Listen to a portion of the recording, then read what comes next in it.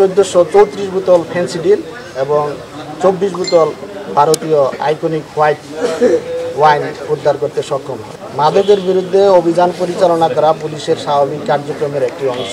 এরই অংশ হিসেবে জামালপুর সদর থানা পুলিশ গোপন সংবাদের ভিত্তিতে অভিযান পরিচালনা করে জামালপুর মেডিকেল সংলগ্ন হাফিজুর রহমানের পতিত জমিতে 3টি ড্রাম ট্রাকের মধ্য হতে 1434 বোতল ফেন্সিডিল এবং 24 বোতল ভারতীয় আইকনিক হোয়াইট ওয়াইন উদ্ধার করতে সক্ষম হয় এবং এ সময় আমরা 3 জন মাদক ব্যবসায়ীকে গ্রেপ্তার করতে সক্ষম হই।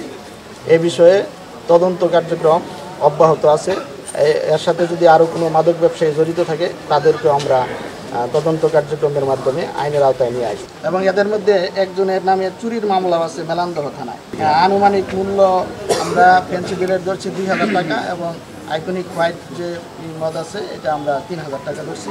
তাতে আমাদের সর্বমোট মূল্য হয়েছে 29,40,000 টাকা। মাদক আইনে মামলা হবে। তাদের কাছ থেকে যদি আমরা আরও কোনো বড় কোনো মাদক ব্যবসায়ীর সন্ধান পাই সেক্ষেত্রে তাদেরকে আমরা আইনের আওতায় নিয়ে আসতে পারি। সারা মানুষ পরিশ্রম করে হাড় ভাঙা পরিশ্রম করে